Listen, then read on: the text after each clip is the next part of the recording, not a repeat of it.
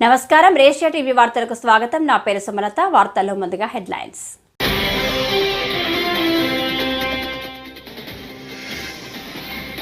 తూర్పు గోదావరి జిల్లాలో రాష్ట్ర వ్యవసాయ శాఖ మంత్రి అచ్చెన్నాయుడు పర్యటించారు.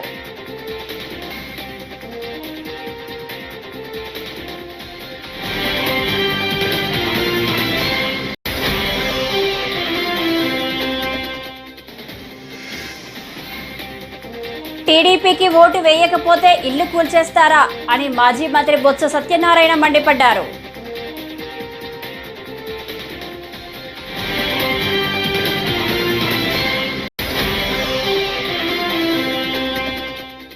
ఎన్నికల సమయంలో చంద్రబాబు ఇచ్చిన సూపర్ 6 పథకాలు అమలు చేయలేమని చేతులెత్తేశామని మాజీ ఎమ్మెల్యే టీజేఆర్ సుధాకర్ బాబు విమర్శ.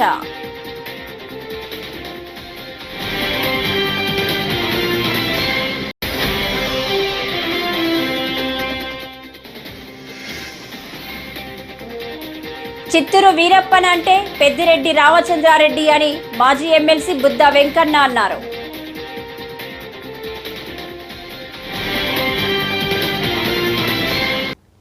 ఇక డీటెయిల్స్ చూస్తే తూర్పు గోదావరి జిల్లా సీతానగరం మండలంలో రాష్ట్ర వ్యవసాయ శాఖ మంత్రి అచ్చెన్నాయుడు పర్యటించారు. రాపాకలో వరద నీటిలో మునిగిపోయిన పంట పొలాలు, బొబ్బిలి లంకలో ఏటి గట్టున ఆయన పరిశీలించారు. ఉభయ గోదావరి జిల్లాలో పంట నష్టాన్ని అంచనా వేశామని అన్నారు. ఈ సందర్భంగా మంత్రి అచ్చెన్నాయుడు మాట్లాడుతూ ఇప్పటి వరకు ప్రాథమిక అంచనా ప్రకారం 40,000 ఎకరాల్లో పంట నష్టం వాటిల్లినట్లు నివేదిక వచ్చిందని, మొత్తం అంతా తిరిగానని, ఇంకా ఎక్కువగా పంట నష్టం జరిగినట్లు తెలుస్తోందన్నారు. అందుచేత మరోసారి పంట నష్టంపై రెవెన్యూ అధికారులు సర్వే చేసి నివేదిక ఇవ్వాలని ఆదేశించినట్లు చెప్పారు. ఇంతలోనే విపత్తు వచ్చింది. గోదావరి నది ఉప్పొంగింది. దానివల్ల అటు వెస్ట్ గోదావరి, ఈస్ట్ గోదావరిలో చాలా ప్రాంతాలు ముంపుకు గురయ్యాయి.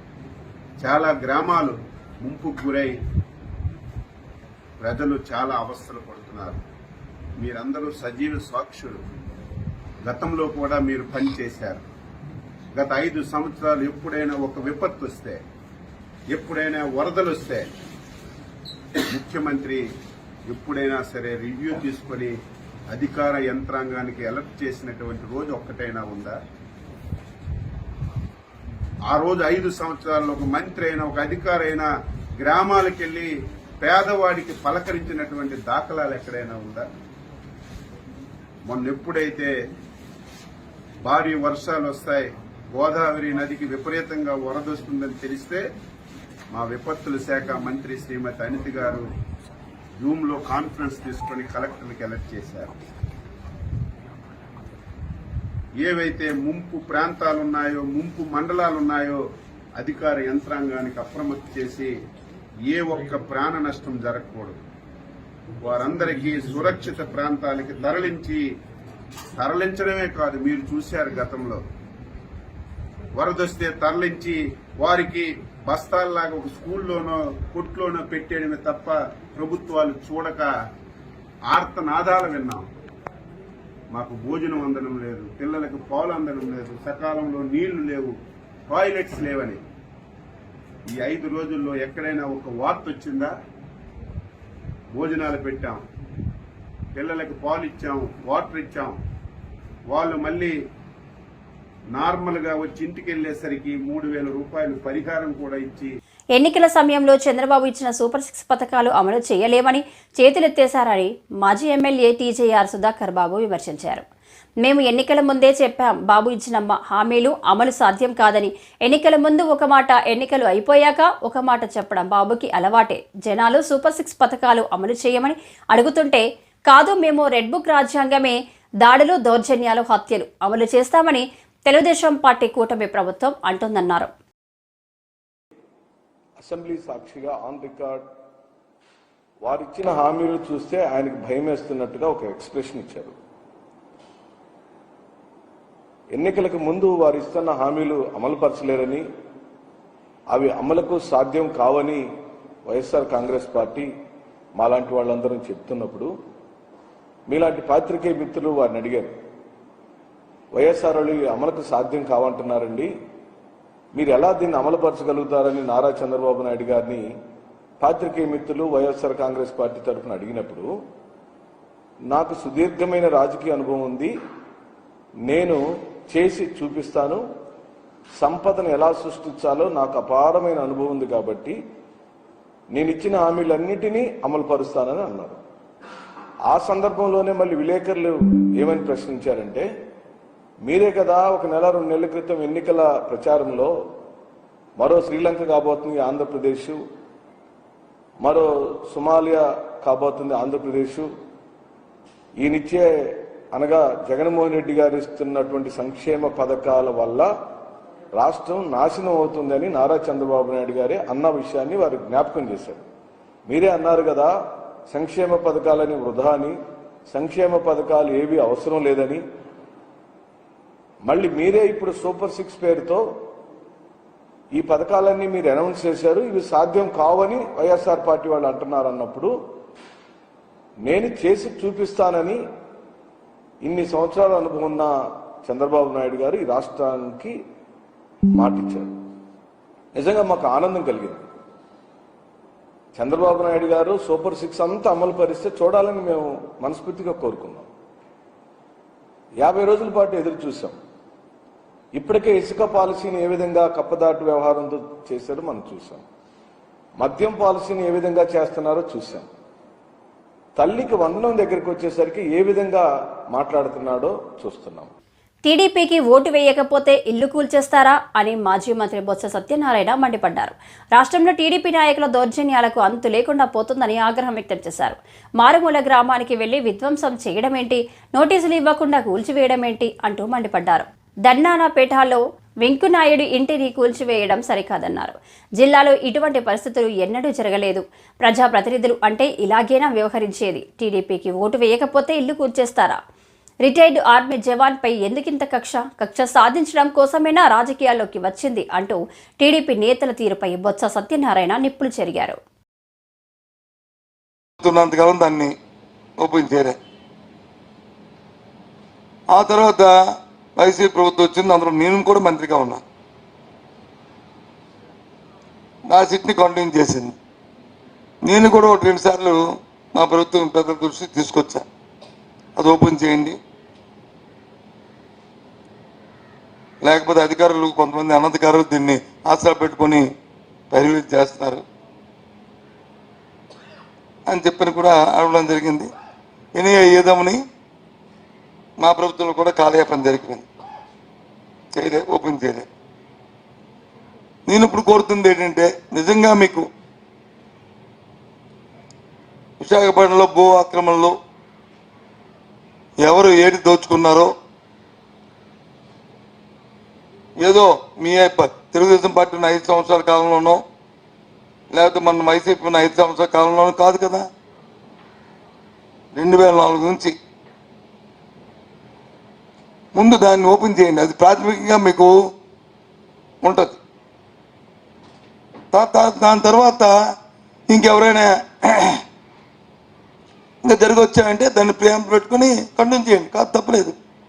ముందు ఆ సిట్ ఓపెన్ చేయండి నిజంగా చిత్తశుద్ధి. ముందు నాయకులు డిమాండ్ చేయండి. అసెంబ్లీ జరుగుతుంది, అసెంబ్లీ అడగండి. ఎవరు తప్పు చేస్తాలే? ప్రభుత్వ పెద్దలు చేస్తే ప్రభుత్వ పెద్దలు దానికి బాధ్యత అవుతారు. లేదు స్థానికంగా ఉన్న నాయకులు, శాసనసభ్యులు లేకపోతే స్థానిక నాయకులు ఏం చేస్తే. చిత్తూరు వీరప్పన్ అంటే పెద్దిరెడ్డి రామచంద్రారెడ్డి అని మాజీ ఎమ్మెల్సీ బుద్ధ వెంకన్న అన్నారు. సోమవారం విజయవాడలోని తన కార్యాలయంలో ఆయన మీడియాతో మాట్లాడారు. చిత్తూరు జిల్లాలో పెద్దిరెడ్డి రామచంద్రారెడ్డి, పెద్దిరెడ్డి మిథున్ రెడ్డిలపై ప్రజలే స్వచ్ఛందంగా తిరగబడుతున్నారని అన్నారు. త్వరలోనే పెద్దిరెడ్డి కుటుంబం చేసిన అవినీతిపై టీజీపీకి లిఖితపూర్వకంగా ఫిర్యాదు అందిస్తానన్నారు. అడవిలో దొంగ వీరప్పనికి వారసుడు లేడు, కానీ ఈ పెద్దిరెడ్డి రామచంద్రారెడ్డికి మాత్రం వారసుడు ఉన్నాడు, పెద్దిరెడ్డి మిథున్ రెడ్డి. చిత్తూరు జిల్లాలో భూ కబ్జాలు, వాళ్ళ అనుచరులు దారి దోపిడీలు, ప్రజల్ని అనేక విధాలుగా వాళ్ళు ఇబ్బంది పెడితే ఆ ఆఖరికి ఈ అబ్బా కొడుకుల్ని పొంగనూరులో కూడా అడుగు పెట్టకుండా అక్కడ ఉన్నటువంటి ప్రజలు ఎదురు తిరిగితే ఆ నమ్ము తెలుగుదేశం పార్టీ మీద నెట్టారు. అక్కడ రెవెన్యూ అధికారులు వెళ్ళి ఫిర్యాదులు తీసుకుంటే ఒక్క రోజులో దాదాపు 600 మంది వాళ్ళ కబ్జాల గురించి, వాళ్ళ దోపిడీ గురించి ప్రజలు పిటిషన్ల ద్వారా, రిప్రజెంటేషన్ల ద్వారా వాళ్ళు ఎక్కడెక్కడ దోచుకున్నారు, వాళ్ళొక్క పొగోడికే పరిమితం కాకుండా పెద్దూరెడ్డి చిత్తూరు జిల్లా వీరప్పలాగా మొత్తం జిల్లా మొత్తం వ్యాపించడం, శ్రీకాళహస్తి కానీ, మదనపల్లి కానీ, తమ్మలపల్లి కానీ, ఇలాగ అనేక నియోజకవర్గాలు అతను ఒక చోట పోటీ చేసి, వాళ్ళ అబ్బాయి ఎంపీగా పోటీ చేసి, వాళ్ళ తమ్ముడు ఒక చోట పోటీ చేసి, వాళ్ళ అనుచరులు ఇంకో చోట పోటీ చేసి, ఇలాగా మొత్తం చిత్తూరు జిల్లాని విజయవాడలోని పాయకాపురంలో వంగవీటి మోహనరంగ కాపు కమ్యూనిటీ హాల్ భవనాన్ని సెంట్రల్ ఎమ్మెల్యే బొండా ఉమా సోమవారం ప్రారంభించారు. ఈ సందర్భంగా ఆయన మాట్లాడుతూ పేదలకు కష్టం వస్తే గుర్తుకు వచ్చే పేరు వంగవీటి రంగ అన్నారు. ఆయన పేరు మీద కమ్యూనిటీ హాల్ను నిర్మించడం తన పూర్వజన్మ సుకృతంగా భావిస్తున్నానన్నారు. పేద వర్గాలకు అందుబాటులో కళ్యాణ మండపం అందుబాటులో ఉంచుతామని వెల్లడించారు. రంగ గారి పేరు మీద ఈ రోజున ఒక మంచి కార్యక్రమాన్ని ప్రారంభించుకోవడం సంతోషం. ఏ పేద వర్గాల కోసం ఎంత పెద్దవాళ్లతోనే పోరాడే వంగవీటి మోహన్ రంగ గారి ఆశయాలకు అనుగుణంగా ఆ మహానుభావుడి పేరు మీద పేద వర్గాలు నివసించే ఈ ప్రకాష్ నగరు, ఎల్బిఎస్ నగరు ఈ ప్రాంతంలో ఒక కళ్యాణ మండపాన్ని ఆయన పేరు మీదే కట్టి ఇవాళ రాధారంగ మిత్ర మండలి రాష్ట్ర అధ్యక్షులైన చెన్నుపాటి శ్రీనివాసరావు గారి చేతుల మీదుగా ఇవాళ ప్రారంభించుకోవటం మాకు సంతోషం. ఈ నియోజకవర్గంలో ఆ మహానుభావుడి పేరు మీద కళ్యాణ మండపం ఏర్పాటు చేసుకోవడం కూడా నా పూర్వజన్మ సుకృతంగా భావిస్తూ ఉన్నా. ఎందుకంటే ఈరోజు కూడా పేద వర్గాలకి తక్కువ గుర్తొచ్చే కష్టం వస్తే పేరు రంగా గారు. మరి ఆయన చనిపోయి ఇన్ని సంవత్సరాలైనా ఇవాళకి రాష్ట్ర వ్యాప్తంగా ఇన్ని విగ్రహాలు పెడతా ఉన్నారంటే, ఇన్ని కళ్యాణ మండపాలు పెడతా ఉన్నారంటే చరిత్రలో చిరస్థాయిగా మిలిచిపోయే మరణం లేని జననం వంగవీటి మోహన్ రంగ గారు. ఈరోజు అలాంటి వ్యక్తి పేరు మీద ఈ కళ్యాణ మండపం ఇక్కడ పెడతానికి సహకరించినటువంటి ఈ రాష్ట్ర ముఖ్యమంత్రి చంద్రబాబు నాయుడు గారికి, అలాగే మా ప్రభుత్వానికి అందరికి కూడా ధన్యవాదాలు తెలియజేస్తూ, ఏ పేద వర్గాల కోసం ఆయన జీవించాడో, ఏ పేద వర్గాల కోసం ఆయన చనిపోయాడో, ఆయన ఆశయాలకు అనుగుణంగా ఈ కళ్యాణ మండపం పేద వర్గాలకు అందుబాటులో ఉంది. తెలంగాణ ప్రజల సాంప్రదాయ బోనాల పండుగ సందర్భంగా ప్రజలకు మాజీ ఉపరాష్ట్రపతి వెంకయ్య నాయుడు హృదయపూర్వక శుభాకాంక్షలు తెలిపారు. బోనాల పండుగను పురస్కరించుకుని హైదరాబాద్ రామ్నగర్లోని హర్యానా గవర్నర్ బండారు దత్తాత్రేయ నివాసానికి వెంకయ్య నాయుడు విచ్చేశారు. సమాజంలోని ప్రజలందరూ సుఖ సంతోషాలతో ఉండాలని, అందరి కుటుంబాల్లో ఆనందం వెల్లివిరియాలని వెంకయ్య నాయుడు ఆకాంక్షించారు. ఈ సందర్భంగా వెంకయ్యను బండారు దత్తాత్రేయ శాలువాతో సత్కరించారు.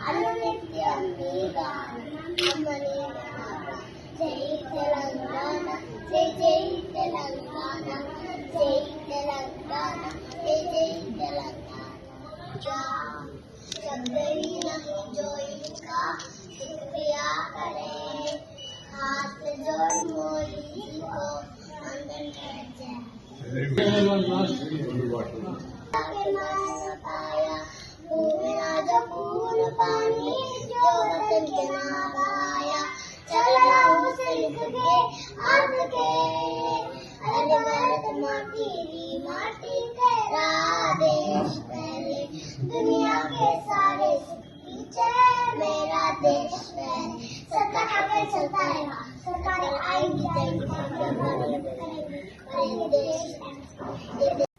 విజయవాడలో ఎక్కడ చూసినా డ్రైనేజీ సమస్య ఎక్కువగా ఉందని తూర్పు నియోజకవర్గ ఎమ్మెల్యే గద్దె రామ్మోహన్ రావు అన్నారు. స్ట్రామ్ వాటర్ డ్రైనేజీ పనులను గత ప్రభుత్వం పూర్తి చేయకపోవడం వలన వర్షపు నీరు ఎక్కడికక్కడ నిలిచిపోయి ప్రజలు ఇబ్బంది పడే పరిస్థితి నెలకొన్నదన్నారు. విజయవాడ వెంకటేశ్వర నగర్లో సోమవారం పర్యటించి స్థానిక సమస్యలు తెలుసుకున్నారు. స్ట్రామ్ వాటర్ డ్రైనేజీ పనులపై ఎన్డీఏ కూటమి ప్రభుత్వం ప్రత్యేక దృష్టి సారించిందన్నారు.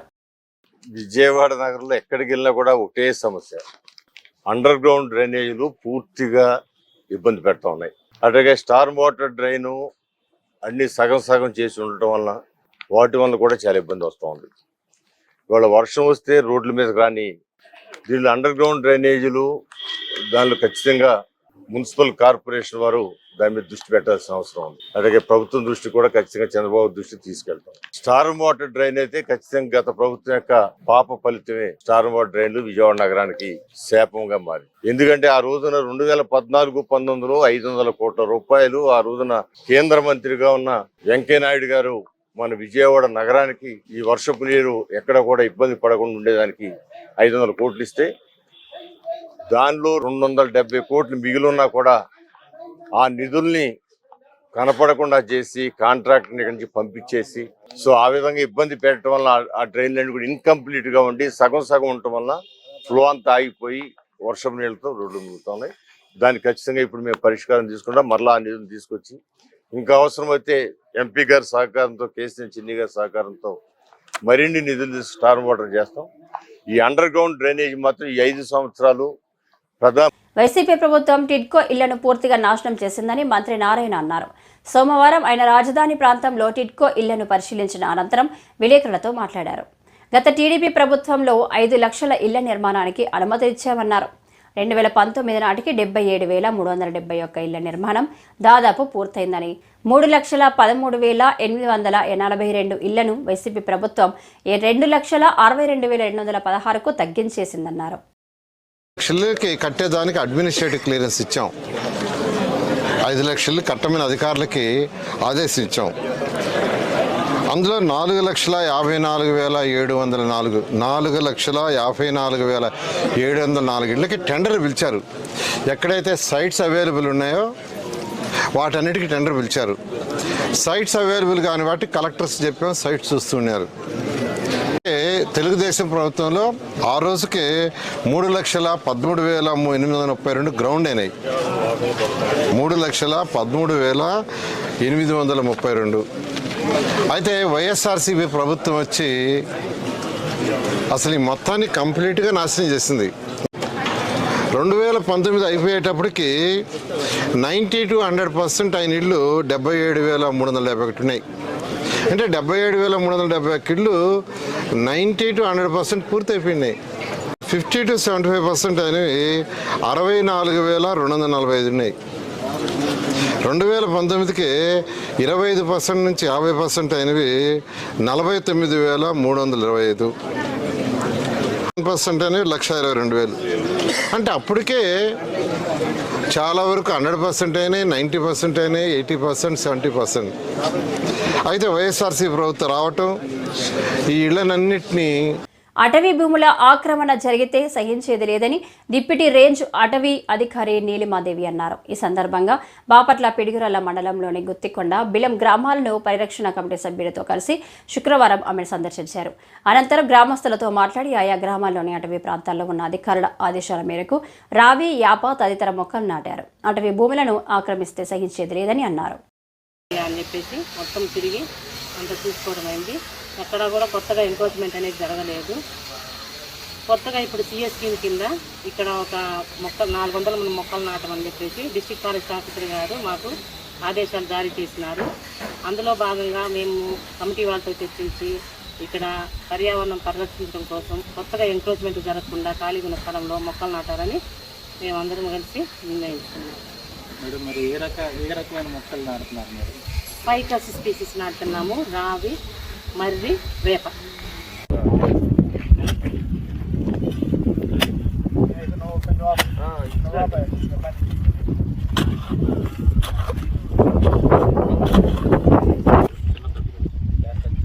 కరెంట్ స్తంభాలకి.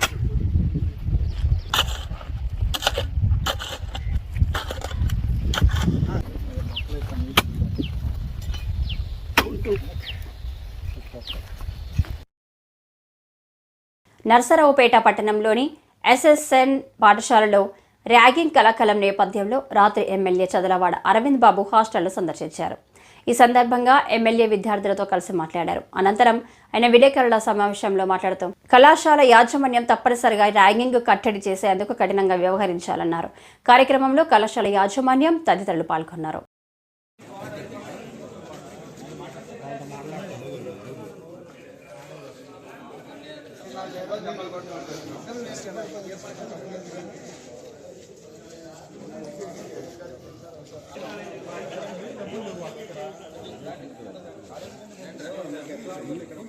మీడియా సోదరులందరూ కూడా ధన్యవాదాలు తెలియజేస్తూ మరి ఇవాళ మనం ఎస్ఎస్ఎన్ కాలేజీ హాస్టల్లో ఉండటం జరిగింది. మరి 2 రోజుల క్రితం ఒక వీడియో బయటికి రావడం జరిగింది. మరి ఏదైతే NCC cadets second year third year seniors ragging చేస్తున్నారనే వీడియో ఒకటి బయటికి రావడం జరిగింది. ఆ వీడియో కూడా ఎప్పుడు ఫిబ్రవరిలో చేసిన వీడియో. మరి ఆ వీడియోలో out going third year NCC cadets second year వాళ్ళని కర్రలతో కొట్టడం జరిగింది, పైశాచికంగా కొట్టడం జరిగింది. దీన్ని మేము ఖండిస్తున్నాము. మరి ఇటువంటి ర్యాగింగ్ అనేది పునరావృతం కాకుండా కాలేజీ యాజమాన్యం చర్యలు తీసుకోవాలని చెప్పి చెప్పడం జరిగింది. అదేవిధంగా కాలేజీ యాజమాన్యం కూడా ప్రిన్సిపాల్ గారికి ఒక అల్టిమేటం జారీ చేయడం జరిగింది. మరి ఏదైతే ఎన్సీసీ ఇన్స్పెక్టర్ ఉన్నారో అదేవిధంగా హాస్టల్ వార్డెన్ రాజు గారు ఉన్నారు, వారిని సస్పెండ్ చేయమని చెప్పడం జరిగింది. దీని మీద ఎంక్వైరీ జరుగుతుంది. కాబట్టి మరి ఇది ఎప్పుడో ఫిబ్రవరిలో జరిగిన సంఘటన ఇవాళ బయటకు వచ్చిందంటే మరి ఎక్కడో కావాలని ఎవరో వాళ్ళ మధ్య కొంత స్టూడెంట్స్ మధ్యలో గొడవలు ఇది బయటకు రావడం జరిగింది. ఏదైనా కానీ ఇక రాబోయే కాలంలో ఇటువంటి ర్యాగింగ్ పద్ధతులు లేకుండా కాలేజీ యాజమాన్యం చర్యలు తీసుకుంటుంది. అదేవిధంగా మన మీడియా వాళ్ళు కానీ మరి పోలీస్ వ్యవస్థ కానీ దీని మీద దృష్టి పెట్టి ఎక్కడ కూడా ఇటువంటి ర్యాగింగ్ చర్యలు జరగకుండా మనం చర్యలు తీసుకోవాలి. సెన్సేషన్ కోసమే మోహిత్ రెడ్డిని పోలీసులు అదుపులోకి తీసుకున్నారని మాజీ చెవిరెడ్డి భాస్కర్ రెడ్డి అన్నారు. ఆదివారం Tirupati SV university police station వద్ద ఆయన మీడియాతో మాట్లాడారు. నానిపై దాడి జరిగే సమయంలో మోహిత్ రెడ్డి కలెక్టర్ ఆర్వోతో కలిసి స్ట్రాంగ్ రూమ్ వద్ద ఉన్నారు. మరి దాడిలో మోహిత్ ప్రమేయం ఉందని కేసు ఎలా పెడతారు అని చెవిరెడ్డి ప్రశ్నించారు. చంద్రగిరి నియోజకవర్గంలో పార్టీలకు అతీతంగా, కులాలకు అతీతంగా, వర్గాలకు అతీతంగా అందరినీ నేను సమానంగా చూసుకున్నా. ఏ ఒక్క వ్యక్తికి చెడ్డ చేయలేదు, ఏ ఒక్క వ్యక్తి మీద కేసు పెట్టించలేదు, ఏ ఒక్క వ్యక్తిని ఇబ్బంది పెట్టలేదు. ప్రభుత్వం అందించే ప్రతి సంక్షేమ సహకారాన్ని ప్రతి ఒక్కరికి అందించాను. ఇది ప్రజలకు అందరికీ కూడా తెలుసు, అన్ని పార్టీలకు కూడా తెలుసు. ఈరోజు ఏమీ లేనటువంటి దాన్ని ఒక తప్పుడు కేసుతో అరెస్టులకు శ్రీకారం చుట్టారు. ఆ రోజు ఎన్నికల రోజు కూచువారిపల్లి అనే గ్రామంలో అనేక మంది పిల్లలను కొట్టడం జరిగింది, చెప్పులతో కొట్టడం జరిగింది, పోళ్ళు కట్టేసి కొట్టడం జరిగింది, వాళ్ళ మీద పాసు పోయడం జరిగింది, అనేక వెహికల్ దగ్ధం చేయడం జరిగింది, ఇల్లు కాల్చడం జరిగింది. ఇవన్నీ కాదని ఎవ్వరు కూడా చెప్పలేరు. ఇవన్నీ జరిగినటువంటి వాస్తవాలు. మరుసటి రోజు ముందు రోజు కార్లు కాల్చారని మరుసటి రోజు ఆ కార్ల మీద దాడి జరిగినటువంటి మాట మనందరం కూడా వీడియోలో చూసాం. మనిషి మీద దాడి జరగలేదు అని ప్రతి పోలీసు కానిస్టేబుల్ తెలుసు, తెలుగుదేశం పార్టీలో ఉన్న ప్రతి కార్యకర్త కూడా తెలుసు నాని మీద దాడి జరగలేదు అని. అతను అద్భుతంగా అద్భుతమైన నటనతో 5 గంటల వరకు బాగున్న వ్యక్తి 6 గంటలకంతా చేతికి కట్టుకట్టి, కాలుకి కట్టుకట్టి, వీల్ చైర్ ఎక్కి, స్ట్రెచ్చర్ ఎక్కి, వెంటిలేటర్ పెట్టుకొని ఒక అద్భుతమైనటువంటి నటనకు శ్రీకారం చుట్టాడు.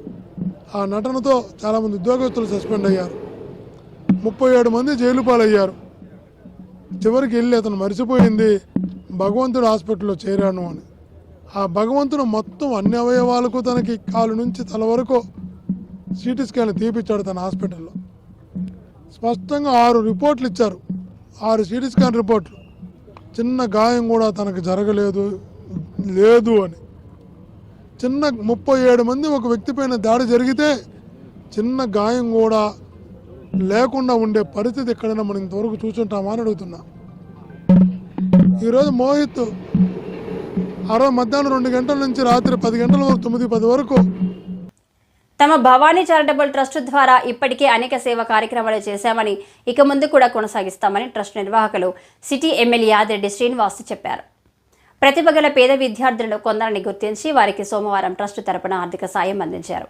ఈ సందర్భంగా ఆయన మాట్లాడుతూ తమ సంపాదనలో కొంత మొత్తాన్ని ట్రస్ట్ ద్వారా ఖర్చు చేస్తున్నామని, ఎవరి దగ్గర విరాళాలు తీసుకోవడం లేదని స్పష్టం చేశారు. గతంలో పలువురు పేద విద్యార్థులకు సాయం అందించడంతో పాటు వైద్య శిబిరాలు కూడా నిర్వహించామని ఆయన గుర్తు చేశారు. అలాగే ఇండియన్ బ్యాడ్మింటన్ టీంలో సెలెక్ట్ అయిన ఈషా అనే క్రీడాకారుడికి కూడా స్పోర్ట్స్ ప్రాధాన్యతలో భాగంగా చేయూతనిస్తామని ఆయన ప్రకటించారు. విద్యా వైద్య కార్యక్రమాలకు అధిక ప్రాధాన్యత ఇచ్చే సేవా కార్యక్రమాలను కొనసాగిస్తామని ఎమ్మెల్యే ఆదిరెడ్డి శ్రీనివాస్ చెప్పారు. ప్రభుత్వం చేసే కార్యక్రమాలు ఎలాగూ చేస్తుంది, అయితే వదాన్యులు కూడా ముందుకొచ్చి ఎవరికి వారు తమ పరిధిలో ఉన్న ప్రతిభ గల పేద విద్యార్థులకు చేయూతనిచ్చి చదివించాలని ఆయన కోరారు. ఈ కార్యక్రమంలో రాష్ట్ర కార్యదర్శి కాశీ నవీన్ కుమార్, మాజీ కార్పొరేటర్లు కడాలి రామకృష్ణ, మోకమాటి సత్యనారాయణ, నగర ఎస్ఎస్ఎల్ అధ్యక్షులు చాపల చిన్నరాజు, నాయకులు మల్ల వెంకటరాజు, సలాది ఆనంద్, సింహ వెంకటేష్ తదితరులు పాల్గొన్నారు.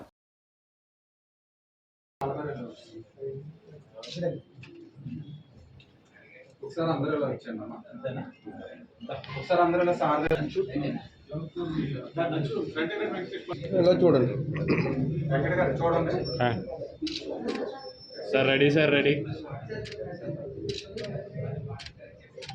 Okay sir. అందరికీ నమస్కారం. భవానీ చారిటబుల్ ట్రస్ట్ ద్వారా ఇప్పటికి అనేకమైన సేవా కార్యక్రమాలు రాజమహేంద్రవరం ప్రజలకు అందించడం జరుగుతూ ఉంది. దానిలో భాగంగా ఈ రోజున ఏదైతే ప్రతిభ ఉండి ఆర్థికపరమైన సమస్యలతో ఉన్న కొంతమంది విద్యార్థులను ఎంచుకొని వారికి ఈ రోజున ట్రస్ట్ నుంచి ఫైనాన్షియల్ అసిస్టెన్స్ ఇవ్వడం జరిగింది. వారందరూ కూడా బాగా చదువుకోవాలని, అభివృద్ధి చెందాలని భవానీ చారిటబుల్ ట్రస్ట్ ద్వారా మేము ఆశిస్తూ ఉన్నాం. అలాగే రాజమహేంద్రవరంలోనే ధనికులు అనేక మంది ఉన్నారు. వారందరూ కూడా ముందుకొచ్చి మీ వంతు బాధ్యతగా ఎంతో కొంతమంది పిల్లలు చదివించగలిగితే ప్రభుత్వ పరంగా ప్రభుత్వం చేసే కార్యక్రమాలు చేస్తాయి. కానీ ప్రభుత్వం ఒక్కటే ఈ సమస్యలన్నీ తీర్చగలదు అని నేను ఆశించట్లే. ప్రభుత్వంతో పాటు స్వచ్ఛంద సంస్థల ఒక సహకారం కూడా ఉన్నట్లయితే మనం ఏదైతే నిరుద్యోగం కానీ లేకపోతే విద్యను అందించలేని పరిస్థితులు ఏదైతే కనబడతా ఉన్నాయో అవన్నిటిని కూడా మనం సమస్యను పరిష్కరించడానికి అవకాశం ఉంటుంది. ఆ ఒక కార్యక్రమంలో అందరూ కూడా భాగ్యస్వాములు అవ్వాలని ఆశిస్తూ భవానీ చారిటబుల్ ట్రస్ట్ ద్వారా భవిష్యత్తులో కూడా ఇప్పుడే మొదలు పెడతా ఉన్నాం. ముందుగా విద్యకి ప్రాధాన్యత ఇచ్చాం. అయిన తర్వాత నిన్ననే ఈషా అని పాప ఇండియన్ టీంలో సెలెక్ట్ అయింది బ్యాడ్మింటన్. ఆ పాపకు కూడా దగ్గరలోనే ట్రస్ట్ నుంచి స్పోర్ట్స్కి ప్రయారిటీ ఇస్తూ ఆ పాపకు కూడా ఆదరిస్తాం. అలాగే దగ్గరలో ఇంకొక 2 monthsలో మళ్ళీ ఒక ప్లాన్ ఆఫ్ యాక్షన్తో ఈ సీజన్ ఏదైతే వర్షాకాలం అయిన తర్వాత మెడికల్ క్యాంప్స్ కూడా స్టార్ట్ చేయబోతా ఉన్నాం. గతంలో ఏదైతే మేము మెడికల్ క్యాంప్స్ పెట్టేవాళ్ళం, ప్రతి 45 daysకి ఒక క్యాంప్ పెట్టేవాళ్ళం. ఆ క్యాంప్స్ అన్నీ కూడా స్టార్ట్ చేసి ప్రజలకి వైద్యం కానీ విద్య కానీ మా వంతుగా అందించే బాధ్యత మేము తీసుకుంటా ఉన్నాం. అలాగే ప్రజలందరికీ కూడా తెలియజేస్తూ ఉన్నాం, ఈ ట్రస్ట్ ఏదైతే మేము మా సొంత డబ్బులతోటే ఇస్తూ ఉన్నాం కానీ ఇతరితర ఎవరి దగ్గర నుంచి ఈ ట్రస్ట్కి డొనేషన్స్ తీసుకోవడం కానీ లేకపోతే మాకు ఇతరితర ఆదాయాలు కూడా లేవు. కష్టపడి సంపాదించిన వ్యాపారాల నుంచి దీనికి మళ్లించి సర్టెన్ పర్సంటేజ్ ఏదైతే ఇన్కమ్ ట్యాక్స్ పరంగా ఏదైతే ఉందో దాన్ని మళ్లించి దాని నుంచే పిల్లలు చదివిస్తున్నాం, లేకపోతే ఇతరితర కార్యక్రమాలు చేస్తున్నాం. కానీ ఈ ట్రస్ట్ ఎవరి దగ్గర నుంచో డొనేషన్స్ తీసుకోవడం లేకపోతే వేరే ఇతర కార్యక్రమాలు చేసి ఆ కార్యక్రమాలతోటి ఈ కార్యక్రమాలు చేసి ఆ కార్యక్రమం ఎప్పుడు ట్రస్ట్ భవానీ చారిటబుల్ ట్రస్ట్ చేయలేదు, భవిష్యత్తులో కూడా చేయబోదని కూడా ప్రజలందరికీ కూడా తెలియజేస్తూ అందరికీ ధన్యవాదాలు.